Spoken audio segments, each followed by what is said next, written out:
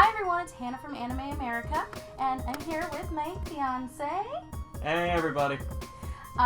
So we just went and saw Ordinal Scale, the SAO movie. So before we get into our opinions and stuff, I love SAO. I think it's wonderful. I own the books, I own the pop vinyls.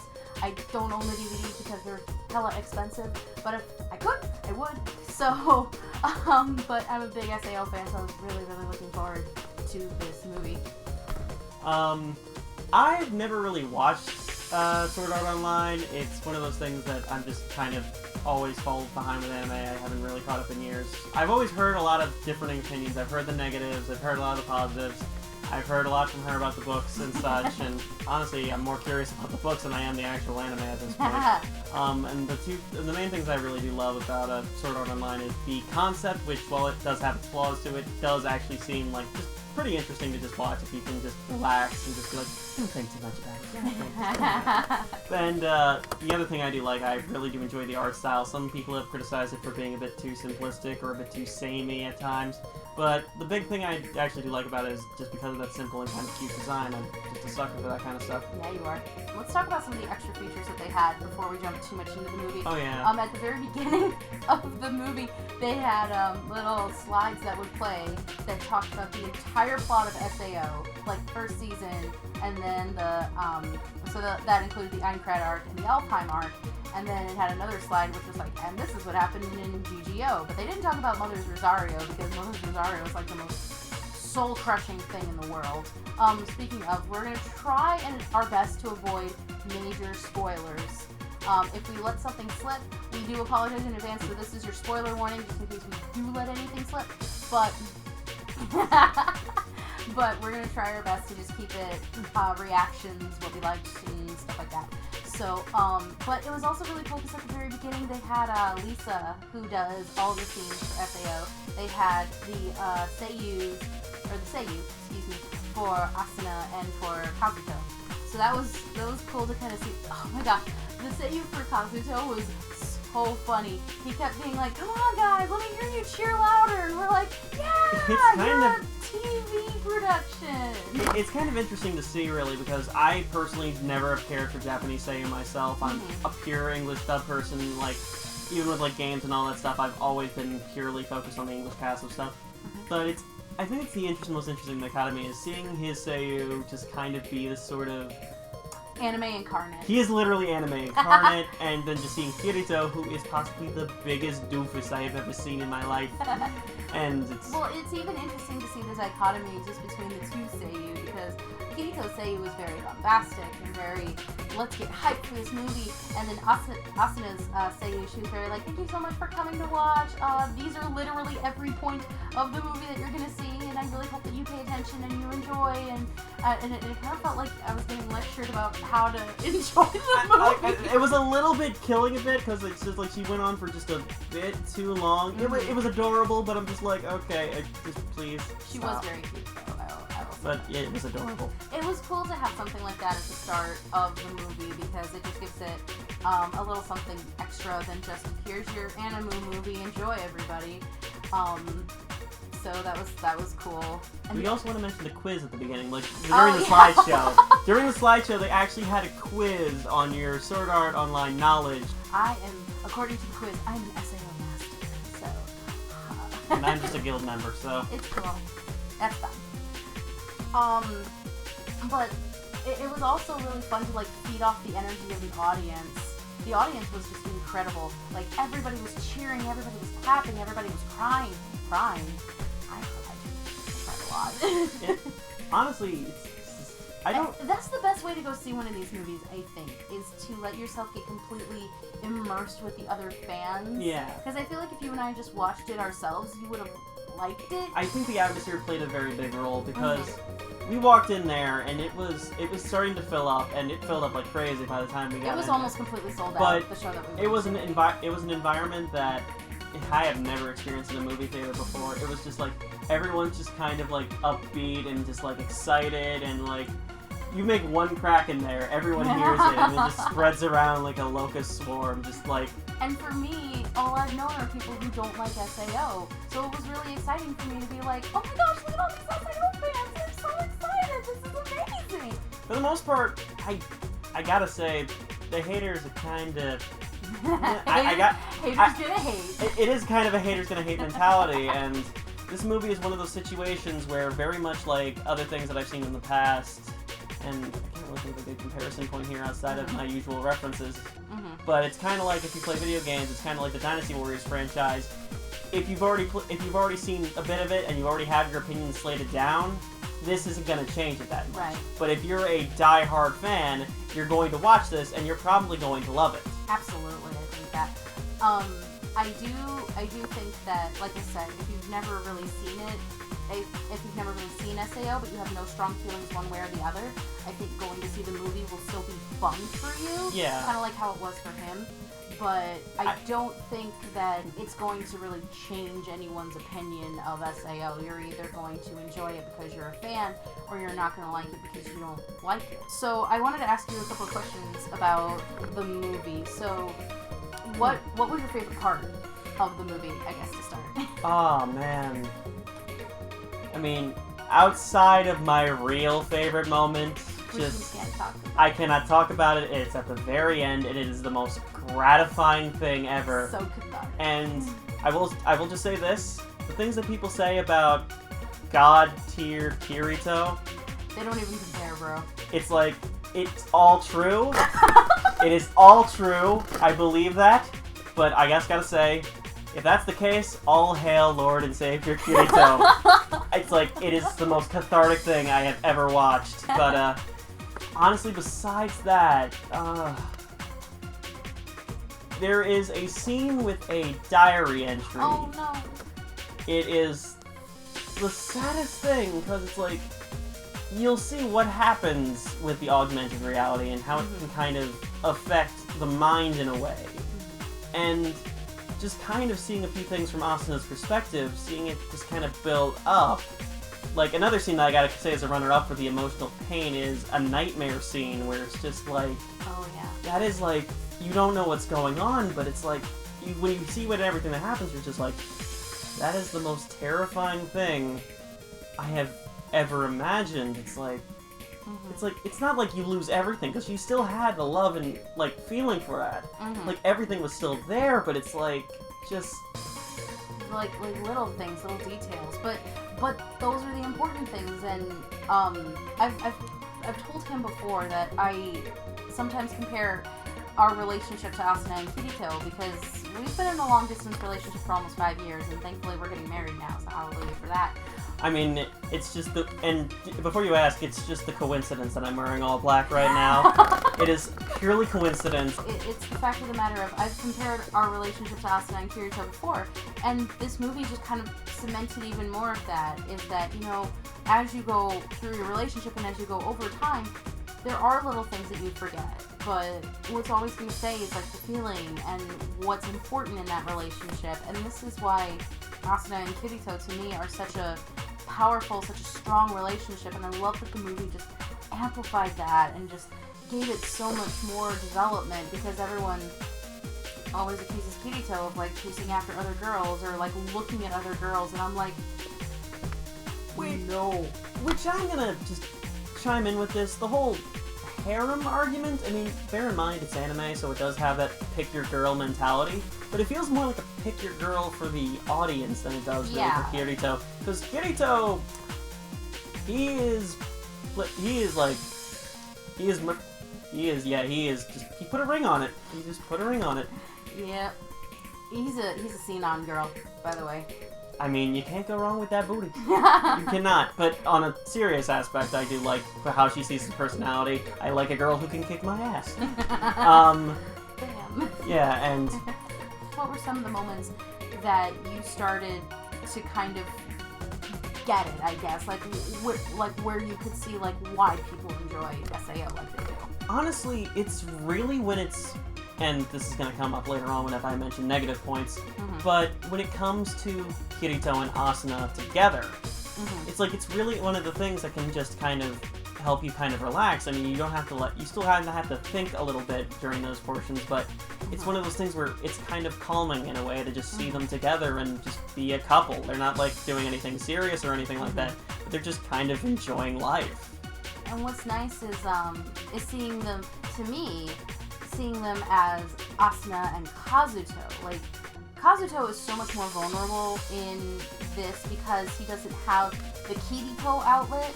He is just Kazuto. So there's so much more vulnerability, and he feels kind of useless in a couple of sense. But there's so much more of that intimacy with Asuna. You get to see, you don't see the Black Swordsman, you don't see the Kirito hero of legend, you don't see the OP fighter or whatever. You see Kazuto, the man who loves Asuna Yuki. This pathetic schlub of a man who just eats pasta for dinner every night because it's what his app recommends. How is he literally me? I'm just like sitting back and I'm going like... What are some other points of the movie that you were like, oh, I get it? Really, the combat is very intriguing. Like, even though I imagine that, like, and this is something I saw later on, spoilers, but, I really feel like even it is augmented, so there's very much a limitation of what you can and can't have them do. Right. But I imagine that it's like you see those fight scenes and you're just like, it is particle effects, it is beautiful, it's all over the place, and you can just shut your brain off and enjoy the combat, dude. Yeah, there's definitely a lot of moments where, and again, you know, we're going to talk a little bit about maybe some of the plot holes and stuff and things like that. Oh yeah. But for the most part, that is another reason why I enjoy SAO. I think that the action is very well animated. I don't think there's a lot of holes or anything like that in terms of where like one part looks bad but one part looks incredible, or you know, things like that. It's all pretty even across the board. And what I really liked about the movie, because I don't like that sometimes with anime movies, is where they like change the style or change the art or anything like that. This looked like it was straight off the show, and I like that because then it still feels like SAO. It doesn't feel any different. It just feels like an elongated episode, and I like that. It basically felt like an entire. This could have technically been like season 3 of SAO. Yeah. And it would have been fun, and I would have been totally on board with that. But let's talk about some of the new characters in the movie. We're gonna avoid one because he's kind of spoiler-tastic. But let's start with AG. AG, yeah. AG. I actually really like him.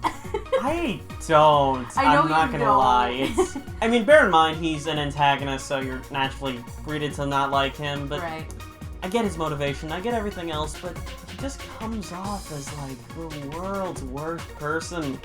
The thing that I like about AG is I like his personality and I like his design. I like his nonchalant attitude, and I like the way that he looks in Ordinal Scale. He just has a really cool design. It's interesting his history with SAO, and it's interesting like why doing what he's doing is so important to him. My big issue with him is just kind of, I mean... He's just the worst. He is literally the worst. It's like, I mean, I hear him talk, and there was one line where I was literally just ready to shout, "You just do not have the right." And it was the line where he was like,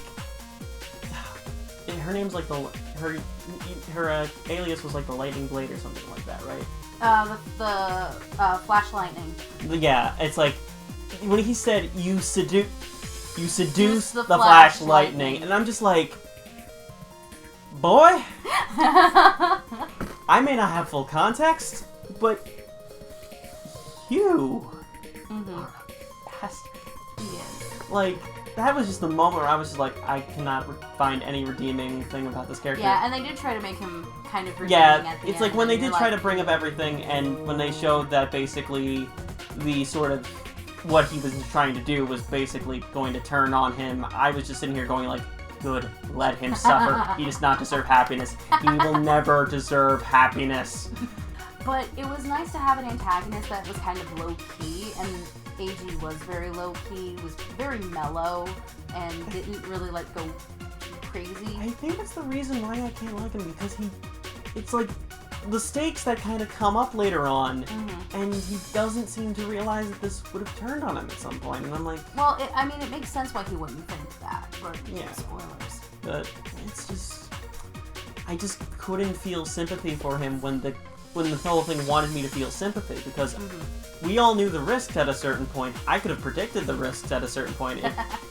But when I saw his downfall coming, I was like, it's really hard to make me sympathize with him. Right. Because he's supposed to be established as someone who gets kind of turned for a different reason. And it's just I kind of just sat here and I was just like, when bad things were starting to happen to him, I was just like, good riddance. Okay, well, let's talk about the cute little idol character that they have. Yuna, she's adorable. She's the little, she's basically the mascot for the AR. And kind of the mascot for the movie in general. She really is.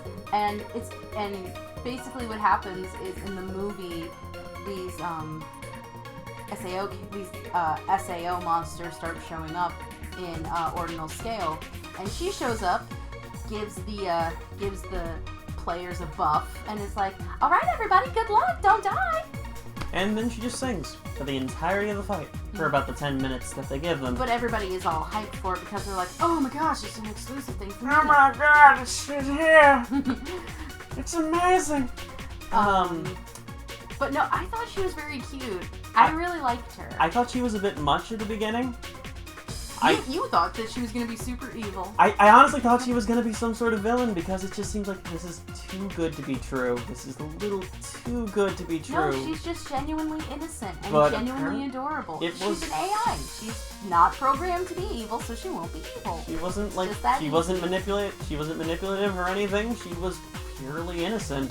And I'm not gonna lie, and bear in mind, there's a lot more to her story, but the fact that she was like completely pure, uncorruptible, really, it was kind of a refreshing change of pace. I agree. Like, you see with all these AI things, you always get the sense that something's always gonna go rogue, or they're always like the one behind the shadows, and you see like these little like snippets of what the main like antagonist's goal is. You see the little snippets of it, you don't get the full context of it. But I'm kind of getting this feeling that it involved her in some way, and turns out it was kind of right, and you just kind of get this. But not in the way that you thought it would. Yeah, not in the way I thought it would. Which is nice. I thought it was something like that, but it's like, okay, this is out of her control, clearly. For the story itself, I thought that SAO just went in the next direction that it needed to go, which was the augmented reality, and I thought that it did a good job of like implementing a realistic way that augmented reality would become addictive, in the sense of everybody wants to use it. They have the thing where like certain things you do, like if you go to a vending machine and you're wearing your AR gear, if you buy like a certain drink, you'll get a coupon for a free one the next time. I can see how that would be super addicting. Oh yeah. I would do that all the time. I would cave in at some point, probably. Just probably would never use multiple apps. Just never use gaming. No. That's the lesson. Don't play video games, kids. Don't play video games. Only use AR to get free drinks. Or beef bowls. Excuse me, I gotta go play Fire Emblem Heroes. Alright, so let's talk about what we didn't like. I know what I didn't like. And I know what I didn't like. I didn't like Silica and Elizabeth. They felt very tacked on. And especially Suguha. Suguha was just like, "Oh, I'm here to be Alifa, but then I'm gonna go away for the entire movie and then come back for like 4 minutes at the end," and that's literally all I do the entire time. I shut my brain off for the most part with the side characters. Yeah. I just kind of let them do what they do. I mean, they're there for comedic relief. I admittedly felt bad for one of them at one point, but that was just like that. There's a scene early on where what's the beast tamer girl's name again? Silica. Where Silica sees her little beast companion summon. Oh!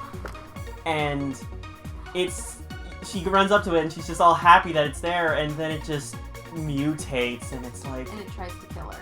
The side characters, they weren't as big of an issue to me because I just mostly shut my brain off for the most part, except for that like one moment where I was just like, okay, I feel for this one. The other thing I didn't really like about the movie was, while I liked the story, I didn't care for how Kazuto reached the conclusions that he did, and then he was like, okay, so then my next step is to do this. Like, there were points where he was like, I have to go fight in Ordinal Scale because I need to do this to save Asuna, or to, save this person or that person. And I was fine with that. That's cool, that's fine, that's whatever. But when it came to the main antagonist that we haven't talked about, again, it was that thing of he got to one conclusion and then that led to another course of action, and I just thought that those were very large leaps in logic in terms of like, and again, the idea that because Kirito is part of the SAO Survivors program, he can get basically anything. Kirito was able to get an audience with the main antagonist solely because he's part of the SAO Survivor group. And I'm like, no, you can't do anything you want in the real world. It doesn't work that way. The problem is that it is... I mean, the thing is, that's another thing that just builds on top of SAO, and whether you like it or not, it's here to stay, and that's probably going to be a plot device in the future.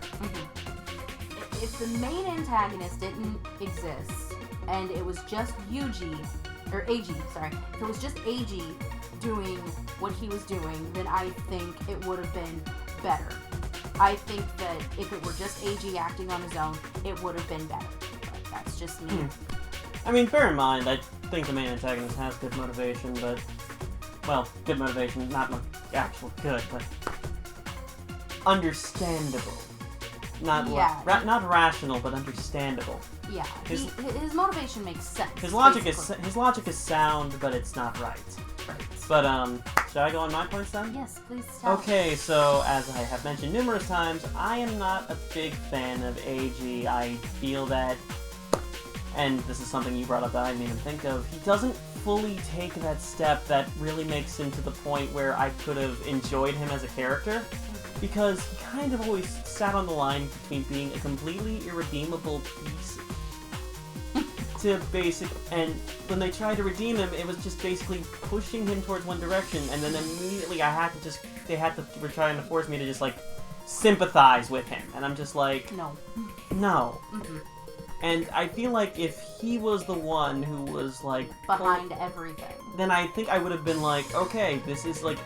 respectable villainy here. Like, I would have just been like, he is complete scum, but let's see how far he goes. But no, by the end of it, he's just basically a patsy sucker. He is a pawn, who got roped into everything. And he gets treated like one, then by the end of it, I'm just kind of feeling like, good, he deserves to die, but he doesn't, so I'm just like, well, I just wish eternal unhappiness and hope that he does not appear in Season 3.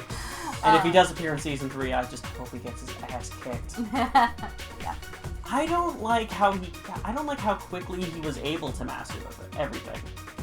Well, I mean, the implication is that he goes, from boss to boss, and that Suguha is training him a little bit as well, getting him back into practicing kendo and stuff, because it's implied. Well, then I only saw that later on. I mean, granted, it was only 2 days technically that he had to really learn how to get his body back into shape. So yeah, that was a very quick thing. But I mean, at the start, Eiji was kicking his butt, and he had to have Sinon basically come and save him when he went to go fight the first monster. I think there was an order in scenes that just kind of bugged me. Like, they mention the whole kendo retraining thing, like, as sort of just kind of to build it up. And they show one scene. Well, actually, they show that later on, like, before the concert, I believe, because... Right, but she had mentioned it, because, when Kirito started getting really intense, it was about 2 days before the concert. Yeah, and it's like, I didn't really see any build-up, it just heard the training portion, and then Kirito is just going from monster to monster to monster with very little, opposition, to be fair, and, I mean, bear in mind, it's still showing a struggle, like, you still see him genuinely struggle, and there is a risk.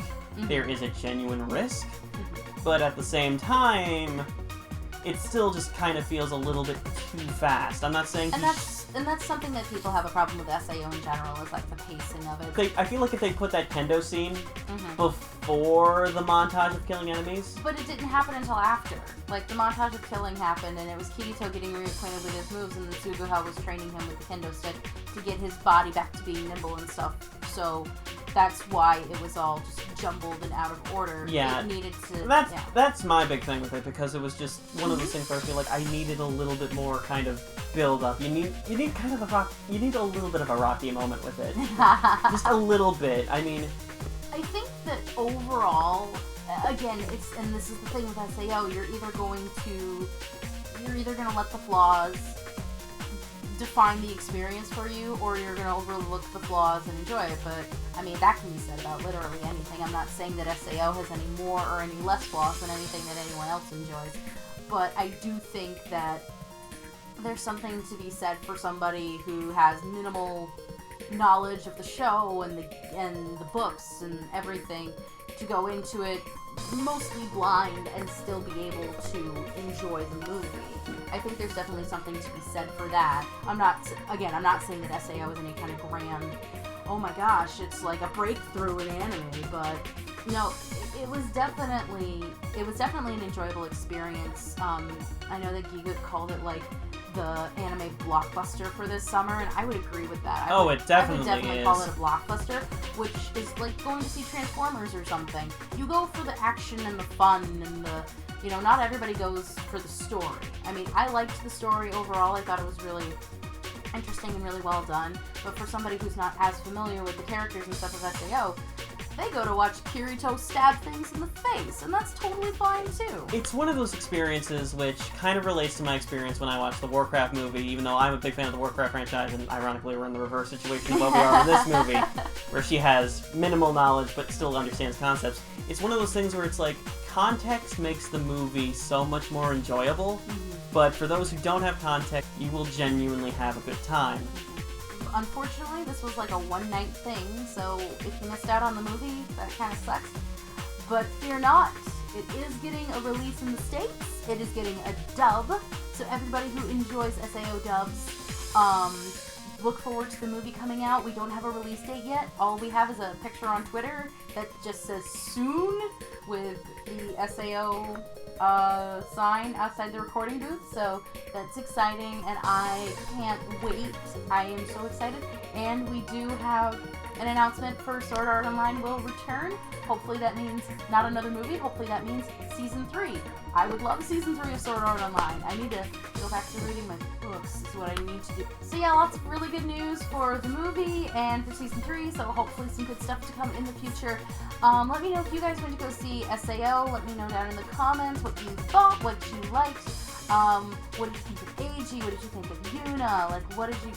Try to keep it spoiler-free, hopefully. I'm not your mom, I can't tell you what to do, but let's try to keep it spoiler-free for those who didn't get to see it. If you're interested in following him, you can follow him on all the things I'm going to link down here. He's got some fun snark and sarcasm going on. If you want to hear me bitch about certain animes, I can certainly do that for you guys, even though I probably have the least amount of confidence in speaking about such matters.